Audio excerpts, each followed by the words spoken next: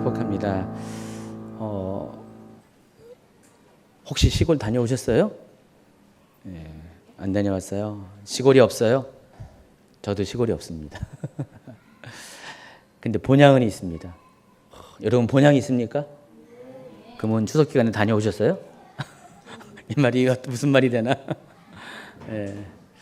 하나님이 그곳에서 여러분을 기다리시고요. 또 언젠가 여러분 그곳에서 만나게 될 건데, 우리가 마라나타를 외칠 때마다 그날이 속히 더 빠르게 다가올 것입니다. 오늘 전할 말씀은 마태복음 5장 13절부터 16절까지 말씀. 너희는 세상의 소금이니 소금이 만일 그 맛을 잃으면 무엇으로 짜게 하리요? 후에는 아무 쓸데없어 다만 밖에 버려져 사람에게 밟힐 뿐이니라. 너희는 세상의 빛이라 산에 있는 동네가 숨겨지지 못할 것이요 사람이 등불을 켜서 말 아래에 두지 아니하고 등경 위에 드나니 이러므로 집안 모든 사람에게 비치느니라. 이같이 너희 빛이 사람에게 비치게 하여 그들로 너희 착한 행실을 보고 하늘에 계신 너희 아버지께 영광을 돌리게 하라. 우리가 팔복을 마치면서 우리를 향하신 하나님의 호칭이 바뀌었다는 것을 여러분이 아마 기억하실 것입니다. 우리 7번째 복까지는 예수님이 저희라 그랬어요. 그들이라 그랬어요. 3인칭으로 사용했습니다. 그런데 의뢰의 핍박을 경험한, 또 그렇게 받기로 결단한, 동참하기로 결단한 사람들에게 부른 호칭이 2인칭을 받겠습니다. 너희라고 그랬죠. 그래서 예수님과 여러분의 사이는 나와 너의 관계로 바뀌었습니다. 그와 그녀의 관계가 아니라 나와 너의 관계로 바뀌었습니다. 이것은 하나님과의, 그리스도와의 친밀감을 의미하기도 하고, 동시에 이 호칭 가운데서는 여러분이 감당해야 될 책임이 있다는 것을 아셔야 됩니다. 여러분이 한 사람의 남편이 되고 아내가 되는 그 순간에 우리 형제님은 이 자매님을 아내로 맞이하겠습니다라는 그런 어떤 결혼 서약을 할 때, 그러는 순간부터 아내를 맞이하는 그 아내에 대한 여러분의 그런 삶의 의무가 주어집니다. 그래서 우리가 어떤 호칭을 부른다는 것은 그냥 불러서는 안 돼요. 대가가 있습니다. 지금 저는 목사인데, 목사가 되기 전에는 그냥 한번 평범한 신앙인이었어요. 그러나 목사가 되고 난 후부터는 하나님의 기대하심이 다르고 또 사람들의 기대함이 다릅니다. 목사가 됐는데도, 목사라는 호칭이 불려진데도 여전히 그냥 특별한 하나님 앞에 목사로서의 삶이 아닌, 특별한 그냥 삶이 아닌 그냥 그런 삶을 산다면은 그 목사라는 호칭에 맞지 않은 그런 모습으로 살 수밖에 없습니다. 하나님도 인정하지 않고 사람들도 인정하지 않습니다. 예수님은 오늘 여러분에게 의를 핍박받는 것을 통과한 여러분에게 너희라고 불러주면서, 또 오늘 말씀에는 두 가지로 여러분의 정체성을 말씀해 줍니다. 너희는 세상의 소금이라. 너희는 세상의 빛이다. 여러분을 가리켜서 소금이라고 했습니다. 빛이라고 그랬습니다. 소금이 될지어다, 빛이 되십시오, 이게 아닙니다. 아예 기정사실화 됐습니다. 그러니까 팔복을 다 경험한 사람들은 여러분 정체성이 바뀌었어요. 호칭이 바뀌는 순간에, 저희에서 그들에서 너희로 바뀌는 그 순간에 여러분의 정체성은 소금이 되었고 빛이 되었다는 것입니다. 그래서 여러분 원하든 원치 않든 간에 이제는 돌이킬 수가 없어요. 소금으로 살아야 돼요. 빛으로 살아야 됩니다. 이것은 내가 선택의 문제가 아니라 이미 정해진 운명이에요. 데스티니입니다. 여러분이 그리스도의 콜링에 응답했으면 그때부터는 소금이 되고 빛이 되는 삶을 살아야 한다는 것입니다. 이 말은 만일 여러분이 소금이 되지 않으면, 빛이 되지 않으면 어떻게 됩니까? 그에 대한 책임을 지어져요. 오늘 보니까 소금이 만일 그 맛을 잃으면 무엇으로 짜게 하리요? 후에는 아무 쓸데없어 다만 밖에 버려져 사람에게 밟힐 뿐이라 그랬어요. 그러니까 여러분이 소금의 그 정체성을 잃어버리게 되면은 밟힙니다. 밖에 버려서 밟히게 됩니다. 밝게 버려지는 까닭이 있습니다. 맛을 잃어버렸다고 했어요. 그럼 소금이 갖고 있는 맛이 뭘까요? 소금, 짠맛이죠. 짜다는 것은 옛날에 보니까 제가 군대 갔을 때 제가 너 고향 물어보잖아요. 어디 출신이야? 그러면은 다 이렇게 얘기해요. 그럼 인천 출신입니다. 아이고 이 짠물 하면서 그랬어요. 제가 인천 바다보다 딴 바다가 더 짜더라고요. 인천 바다는 짜지 않아요. 그냥 보통입니다. 짠 바다 따로 있습니다. 어쨌든 소금의 특징은 소금 하면은 떠오르는 게 짜다는 것입니다. 짠 것이 나쁜 것이 아니죠. 고유한 성질이고 그 짠 맛 속에는 굉장히 좋은 혜택이 있습니다. 첫째 뭡니까? 맛을 내게 합니다. 소금이 없으면은 맛이 없습니다. 여러분 가끔 가다가 병원에 입원한 경험이 있을 텐데 병원 맛이 없는 이유가 뭐죠? 맞아. 소금 문제예요. 소금이 많이 안 들어갔어요. 근데 그 말은 여러분이 병원밥 정도의 염도로 밥을 먹어야지 건강하다는 뜻이죠. 그러니까 지금 여러분 먹는 건 다 건강을 해치는 겁니다. 나트륨 가다예요, 여러분은 지금. 나트륨 가다의 특징이 뭡니까? 얼굴이 붓습니다. 얼굴 부은 사람. 나트륨 많이 먹었습니다. 그래서 소금이 없으면 맛이 없어요. 그래서 병원밥이 맛이 없습니다. 그래서 옛날 사람들은 없을 때는요, 그냥 밥에다가 소금 하나 갖고 간장 하나 갖고 먹어도 맛있었어요. 그 자체가 맛을 내기 때문에. 하나님은 여러분을 소금으로 이렇게 부르신 때는 여러분이 그렇게 살아야 된다는 것이죠. 세상에 맛을 내는 사람이 살아야 된다는 것입니다. 예전에 제 청년 때 그 친구 이름이 진국이었어요. 진국. 진국. 여러분 진국 뭔지 알죠? 옛날에 전두환이 키운 어떤 분이 그 진국을 먹여서 전두환이 키웠다고 하더라고요. 전두환이 아니라 김두한. 아이고, 김두한. 김두한입니다. 김두한을 그렇게 키워가지고 그렇게 덩치가 좋게 그렇게 했는데, 이 진국은 진짜 국을 말하는 거잖아요. 엑기스 가장 좋은 것만 골라낸 것, 진국이라고 합니다. 그래서 보통 사람들이 멋있다, 정말 진짜 백이다 할 때 뭐라고 표현합니까? 저 사람 진국이야. 그래서 그 친구는 싫든 좋든 간에 진국으로 살았어요. 진짜 이름 그대로 살더라고요. 그냥 사람들이 다 인정하는 진국이 됐는데 나중에 한참 지나니까 진국이 좀 맛이 흐려졌어요. 나이가 들면서. 지금 어떨지 모르는데 우리가 진국이라고 쓰는 그런 의미처럼, 뉘앙스처럼 이스라엘 사람도, 유대인들도 그런 사람을 가리켜서 소금과 같다 이렇게 합니다. 우리가 진국 같다라고 하는 사람이 이스라엘식으로 표현하면은 소금과 같다. 그러니까 이스라엘에는 진국이 없기 때문에, 그런 곰탕이 없기 때문에 소금과 같다 그런 식으로 표현합니다. 그래서 진국과 소금은 같은 의미가 있어요. 예수님이 지금 사람들이 다 아는 그 얘기를 하는 것이죠.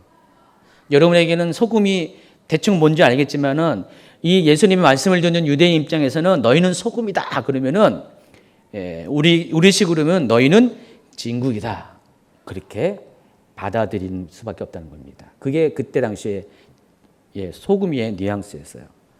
예수님은 우리를 그렇게 인정했어요.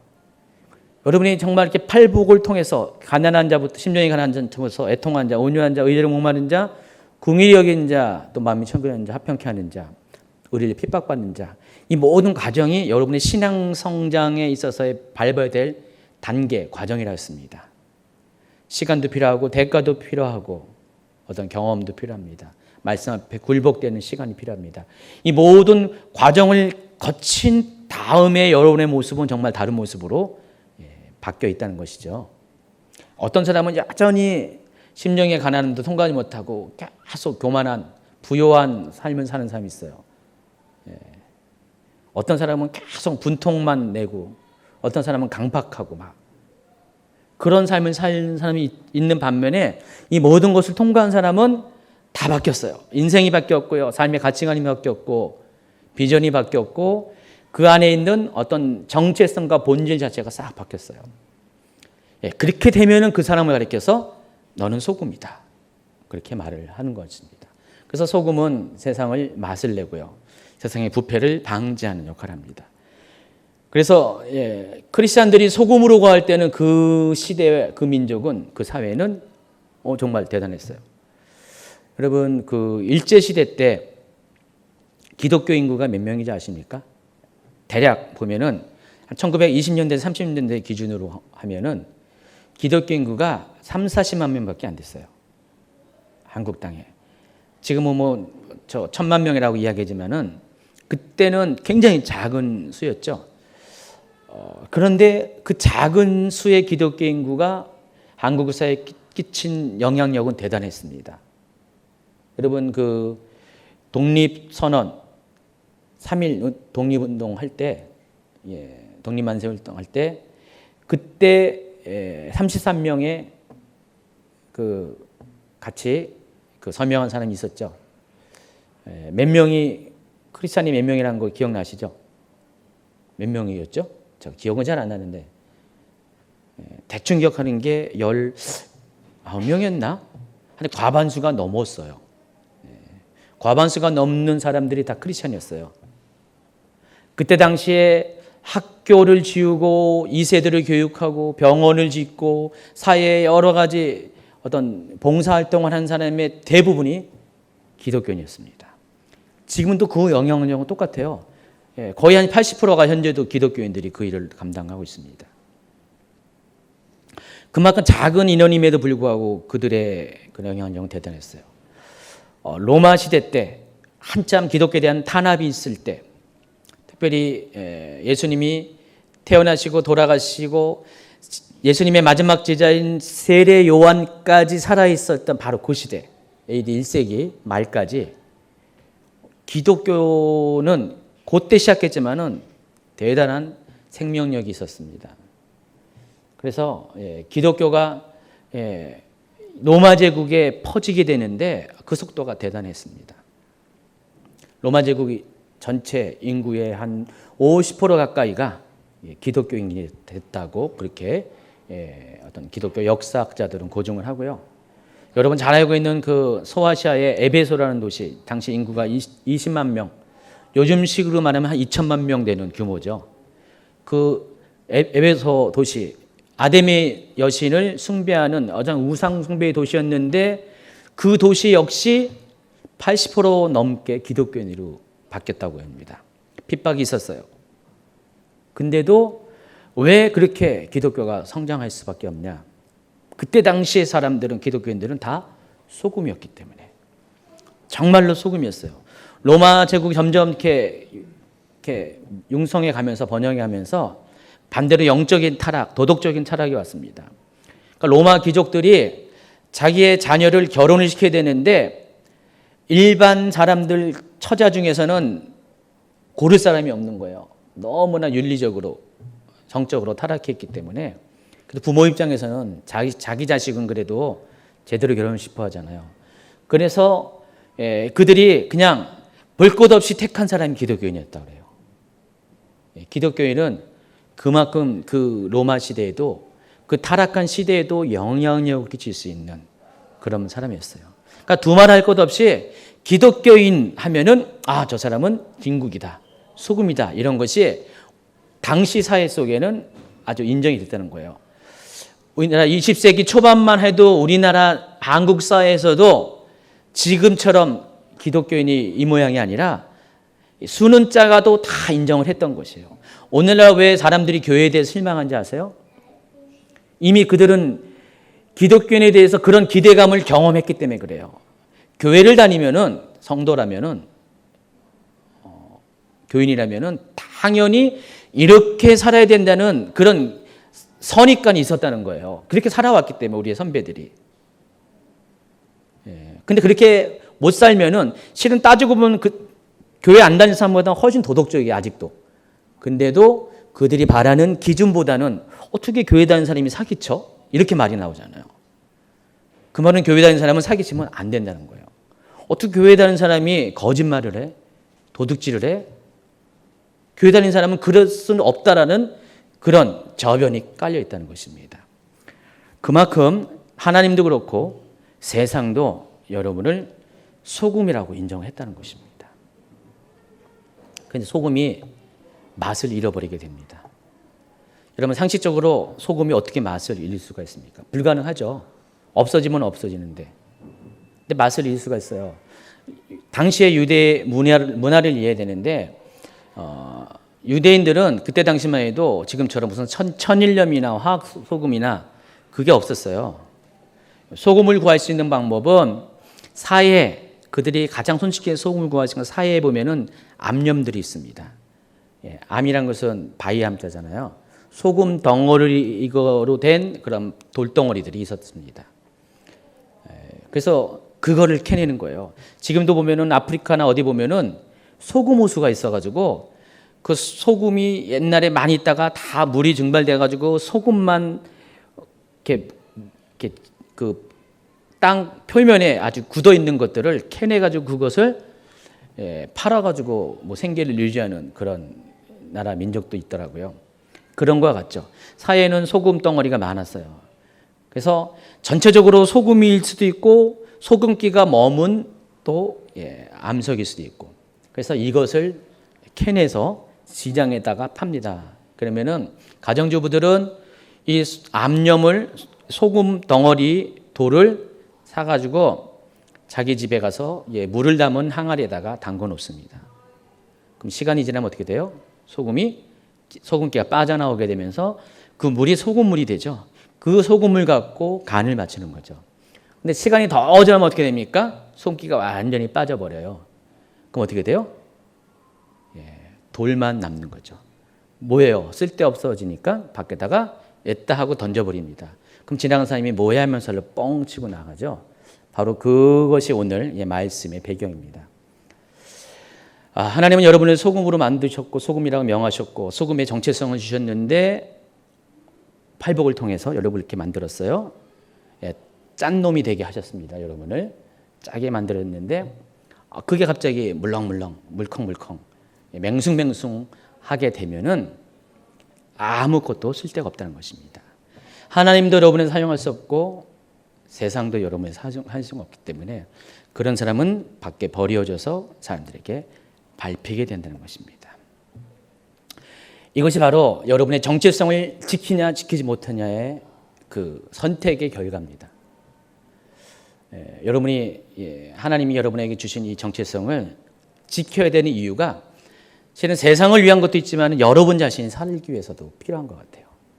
여러분으로 소금으로서의 삶을 살아야지 여러분이 정말 이렇게 의미가 있는 것인데 만약에 그것을 잃어버리면 여러분 삶이 행복하지 못해요. 여러분 한번 밟혀봤어요? 집 밟혀봤어요? 아니 친구들이랑 장난하면서 밟히는 게 아니라 여러분의 인생이 한번 버림받고 집 밟혀봤습니까? 처절하게 그런 순간들을 경험해 봤습니까? 없어요? 아직은 없어요? 어쩌면 곧 있을 수도 있어요, 여러분. 어떤 경우는 하나님이 그것을 연단으로 주실 때가 있지만은 어떤 경우 여러분이 잘못해서 그렇게 생길 수가 있습니다. 여러분이 정말 하나님의 자녀로서의 정체성을 잃어버리고 그 데스티니 잃어버리고 살게 되면은 정말 그런 날이 오게 된다는 것입니다. 근데 아무것도 다시 원상대로 돌릴 수가 없다고 말합니다. 정말 우리가 하나님 앞에 그래서 조심해야 될 것이 하나님이 주신 은혜와 그 비전과 감동과 열정들은 어떤 경우라도 잃어버려서는 안 된다는 것입니다. 여러분이 청년 때 이거 하나 각 붙잡아야 돼요. 하나님 나를 소금으로 만드셨으니 이 소금으로서 그래 이제부터 난 짜게 살 거야. 맛을 내는 삶을 살 거야 라는 것이 결단을 놓치지 말기 바랍니다. 다시 돌아가기 너무 힘들어요. 제가 어제 이번 추석 때인가 누구한테 제 오래된 친구 얘기를 들었어요. 벌써 30년 훨씬 더 된 친구죠. 안 본 지가 벌써 20년이 다 된 거, 15년 된 것 같습니다. 이 친구가 아주 성품도 좋고 다 좋았어요. 고등학교도 같이 나왔고 교회도 같이 다녔고 중창단도 같이 했고 친했어요. 친했는데 어떤 집안의 여러 가지 어떤 연고로 인해서 주님을 떠나는 삶으로 살게 됐어요. 살게 됐는데 너무나 안타까운 거에 이 친구가 신학교도 다녔거든요. 신학교도 다녔고 목사가 되겠다는 그런 비전을 품고 그런 시간도 보냈었는데 어떤 사건을 계기로 해서 자기의 자리에서 떠나게 됐습니다. 떠나게 되면서 마음은 그렇지 않은데 삶에서 하나님을 자꾸만 놓치게 돼요.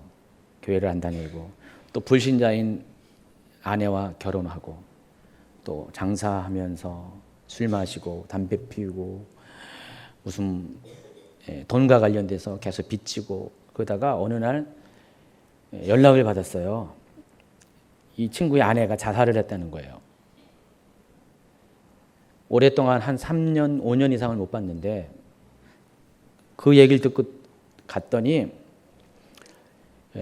두 부부 모두가 삶이 너무 힘드니까 공고하니까 술을 마시다 보니까 둘 다 알코올 중독자가 된 거예요. 그래서 주변에 있는 친구들이 여러 번 이렇게 돌봐줘서 알코올 센터도 보내고 한 7번을 들락날락했다 그러더라고요. 근데도 해결이 안 됐고 그 와중에 그 친구 와이프가 너무 삶이 고통스러우니까 약을 먹었어요. 그리고 자살을 했습니다. 몸무게가 30kg밖에 안 됐대요. 밥을 안 먹고. 근데 그 장례를 치르는 그날도 이 친구가 술에 취해 있어요. 거의 한 달 가까이를 어머니 얘기 들어보니까 밥을 안 먹은 거예요. 쌀 한 톨도 안 먹고 하루에 7병씩 소주를 마시고 자기는 아내는 죽어 있고 장례를 치르는데 여전히 술에 취해 있는 거예요. 그러니까 술에 취해 있는 상태에서 아내가 자살한 거고 아직도 계속 술을 먹고 있는 거예요. 너무 불쌍한 거예요. 오랜만에 만났는데 어떻게 해요? 부둥켜 안고 울었죠. 그랬더니 옆에 있는 친구들도 막 울고 너무나 불쌍해. 너무나 아까운 친구고 너무나 착한 친구고 고등학교 때 별명이 시멘트였어요. 왜냐면은 사람이 막 지나가다 이 친구를 막 이렇게 막 있잖아요. 묻지마 퍽팽 해가지고 막 때리잖아요. 그럼 씩 웃어버려요. 덩치는 굉장히 컸어요. 180이 넘었어요. 그때 당시 키로 큰 거예요. 근데도 너무 착해가지고 사람들에게 그렇게 대한 친구였는데 내가 뭘 해도 그냥 다 받아주고 막 그런 친구였는데 그 모습을 보니까 너무나 가슴이 아팠어요. 제가 자주간 어떻게든지 그 친구를 도울 수밖에 없고 그래야만 됐고 그래서 어머니가 권사님이었는데 그 친구 어머니가 그 친구를 데리고 집회를 데리고 다니고 그랬었어요. 감사하게 그때부터 밥을 먹기 시작하더라고요. 이 친구가. 그래가지고 좀 괜찮아졌어요. 저도 바빴죠. 근데 이 친구가 제 가까이 있지 않고 또 소식을 끊어버렸어요. 그리고 안 보는 거예요. 지금까지 소식이 끊겼어요. 제가 어제 실은 밤에 설교 끝나고 잠이 안 와가지고 갑자기 이 친구 생각이 들어가지고 페이스북에다가 이 친구 이름을 쳐봤어요. 사람 찾는 기능이 있잖아요. 근데 그 친구 똑같은 이름이 수십 명 있더라고요. 다 하나하나 열어봤어요. 근데 없더라고요. 어떻게든 연락을 한번 하고 싶은데 이름은 안 나와 있어요. 하나님을 떠났는데 벌써 30년이 되도록 하나님 앞에 못 돌아오는 거예요. 그 와중에 인생은 완전히 피폐해졌죠. 아내는 죽었죠. 엉망진창, 비전도 없어지고 그렇게 사는 모습을 봅니다. 참 소금이었는데 맛을 잃어버리는 것이 이렇게 정말 비참합니다. 여러분도 그렇게 될 수 있어요. 지금 여러분의 모습이 평생도록 가면 좋은데 더 나아지면 좋은데 소금이 맛을 잃어버리면 그렇게 될 수가 있다는 것을 여러분이 아시기 바랍니다. 회복하기가 너무 힘들고 어려워요. 물론 그 가정 속에 다시 회복된 사람들도 있겠지만은 그만큼 어렵다는 것을 여러분이 아시기 바랍니다. 오늘 또 보니까 너희는 세상의 빛이라 그랬습니다. 이 빛이 가지는 의미가 뭡니까? 세상을 밝히는 것이죠. 빛의 본분, 정체성은 숨기는 것이 아니라, 스스로 숨는 것이 아니라 세상 앞에 드러나는 것이에요. 어떤 면에서는 자기를 드러낸다고 교만하다고 볼 수가 있어요. 아닙니다. 크리스찬들은 자기를 드러내는 것이 아니라 하나님, 빛 대신 하나님, 빛 대신 예수님을 자기가 빛으로서 빛이 되어서 드러내는 역할을 하는 것입니다. 크리스찬들은 그래서 여기 보면은 사람이 등불을 켜서 말 아래에 두지 않고 등경 위에 둔다 그랬어요. 이 말을 쉽게 이해하면 이거예요. 여기 당시로서는 이런 전등이 없기 때문에 다 이렇게 호롱불이었죠. 등잔이었죠. 이 등잔을 일단 켜면 어떻게 돼요? 빛이 되면 어떻게 돼요? 여기다 숨겨서는 안 된다는 것입니다. 등잔은 반드시 등잔 위에다가, 등경 위에다 둬야 돼요. 그래서 주변을 밝히고, 여기 보니까 산 위의 동네를 밝힌다 그랬어요. 세상을 밝히는 것이죠. 그러니까 크리스찬들은 세상을 밝히는 존재라는 것입니다. 이게 크리스찬의 정체성이에요. 바로 여러분의 정체성이라는 것입니다. 여러분이 하는 역할은 겸손이 다 아닙니다. 기본적인 겸손은 갖고 있을 때 여러분의 삶의 방식은 과감히 나아가서 세상을 빛을 비춰야 돼요. 하나님을 비추셔야 돼요. 예수님을 비춰야 되고 성령님을 비추는 삶이 여러분의 정체성이라는 것입니다. 우리 청년들 중에 부평 문화의 거리 가서 막 이렇게 찬양하고 전도하는 친구들 보았습니다. 우리 교회 청년들도 많고, 우리 중고등부 애들도 고고싱 해가지고 여기저기 다 이렇게 하고 있습니다. 저는 그거 볼 때마다 저는 잘 못하고 있는데 우리 청년들이 하는 모습 보면서 너무나 기특해요. 너무 자랑스러워요. 너무나 예뻐요. 예수님을 부끄러워하지 않고, 복음을 부끄러워하지 않고 세상 가운데 적극적으로, 혹시 얘들 뭐 하는 거 하면서 시비 거는 사람들도 있지 않았어요? 있을 것 같아요. 없었어요? 그래요. 막 시비 걸 사람들도 있을 수가 있고 막 그러는데, 어쨌든 적극적으로 자신의 정체성을 드러내는 것. 요즘 뜨는 사람이 그 누구더라? 뭐 이렇게 나이지리아인가 캐나가 가나가 출신 이렇게 조셉 붓다예요? 붓다는 붓다는 무슨 여기 부처. 그 형제를 우연히 봤어요. 저도요 그거. 근데 요즘 아주 그냥 이렇게 많이 주목을 받더라고요. 사람들이 뭔가 했을 거예요.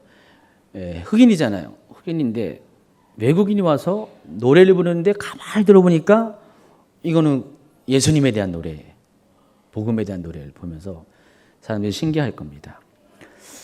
근데 사람들이 많이 듣더라고요. 멈춰서서 들으면서 그 형제의 모습을 보면서 바로 저게 빛이라는 것이죠. 빛이라는 것이 다른 것이 아니라 자신을 통해서 하나님을 드러내는 것, 복음을 드러내는 것이 바로 빛의 역할입니다. 하나님은 여러분을 그렇게 정체성을 부여하셨습니다. 그래서 여러분은 선택이 있는 게 아니라 이제부터는 무조건 그렇게 살아야 돼요. 소금으로 살아야 되고 빛으로 살아야 된다는 것입니다. 이같이 너희 빛이 사람 앞에 비치게 하여 그들로 너희 착한 행실을 보고 하늘에 계신 너희 아버지께 영광을 돌리게 하라. 그래서 여러분을 통해서 하나님은 살아계시구나. 우리가 합평케 하는 자가 받는 복이 뭐라 그랬습니까? 하나님의 아들이라 일컬음을 받을 것이다 그랬어요. 그러니까 사람들이 여러분을 보고 여러분 안에 있는 여러분의 얼굴 삶 가운데 투영된 하나님을 봐야 돼요. 정말 저 사람은, 저 형제는, 저 자매는 진짜 크리스찬이다. 여러분 아무리 기독교에 대해서 세상이 공격을 한다 할지라도요, 그럼에도 불구하고 사람들은 진실을 바라보는 눈이 있습니다. 기본적으로 무엇이 진짜라는 것을 알 수 있어요. 여러분 안에서 그것이 보인다면 사람들은 여러분을 인정할 겁니다. 야, 저 사람은 진짜 하나님의 자녀다. 하나님의 백성이라는 것을 인정하게 됩니다. 그래서 그걸 통해서 하나님께 영광을 돌리는 삶을 살아야 한다는 것입니다. 오늘 우리가 살아야 될 삶의 목적이 바로 거기입니다. 우리가 말씀을 통해서 지금까지 성장해 왔다면, 예배를 통해서 여러분이 하나님을 경험해 왔다면, 여러분이 가져야 될 목표는 이미 여러분에게 주어진 운명이지만은 소금으로 계속해서 쭉 살아가시기 바랍니다. 빛으로 세상을 비추는 그 일들을 멈추지 마시기 바랍니다. 이것은 하나님 나라를 위한 것이지만은 여러분 자신을 위한 것이기도 합니다. 그 결단을 가지고 오늘 기도로 나아갑니다. 하나님, 예수님께서 우리를 세상의 소금이라 했습니다. 또 예수님께서 우리를 세상의 빛이라 했습니다. 내가 보건대 내 자신이 정말 소금일까, 빛일까? 스스로 자신을 낮게 여길 수 있을는지 몰라도 하나님은 우리를 그렇다고 말씀하셨습니다. 이제는 하나님, 그렇게 되려고 하는 것이 아니라 그러한 삶을 누릴 수 있는 우리가 되게 하옵소서. 이제부터는 무조건 소금으로 살게 하여 주시옵소서. 이제부터는 무조건 빛으로 살게 하여 주시옵소서. 그래서 소금과 빛의 정체성, 이 데스티니가 우리의 삶을 더욱더 하나님의 자녀로서 하나님의 영광을 돌릴 수 있는 그런 삶으로 이끌게 하게 하여 주시옵소서. 내가 누구인가를 아는 것이 상당히 중요합니다. 교만한 것이 아니라 내 정체성을 통해서 내가 살아갈 삶의 이유가 결정이 되는 것이기 때문입니다. 그 목표가 정해지는 것입니다. 하나님, 정말 사람들이 우리를 소금으로 인정하고 빛으로 인정할 수 있도록 우리 안에 먼저 자신을 인정하는 그런 믿음이 있게 하여 주시옵소서. 우리 청년들이 모두 그렇게 되길 원합니다. 그래서 우리 모두가 일당백이 되게 하여 주시옵소서. 우리의 인원들, 작은 인원들이 소금과 빛이 아닌 사람들의 모임과 달리 소금과 빛으로서 정말 세상 가운데, 하나님 나라 가운데 아름답게, 귀하게, 존귀하게, 멋있게 쓰임받을 수 있는 우리 모두가 되게 해 주옵소서. 우리가 그것을 꿈꿉니다. 그리고 그것이 우리의 현실 가운데 이루어지기를 원합니다. 하나님, 저들의 이름을 기억하시는 하나님께서 저들의 모든 마음속의 생각을 감찰하신 하나님께서 저들의 삶의 모든 것들을 다 이해하신 하나님께서 그 모든 상황 가운데서 저들을 소금이라 부르시고 빛이라 부르시는 그 인정을 포기하지 않기를 원합니다. 끝까지 저들을 소금으로 인정해 주옵소서. 빛으로 인정해 주셨고 또 그렇게 살 수 있도록 성령 안에서 저들 모두를 도와주시옵소서. 예수님의 이름으로 기도합나이다.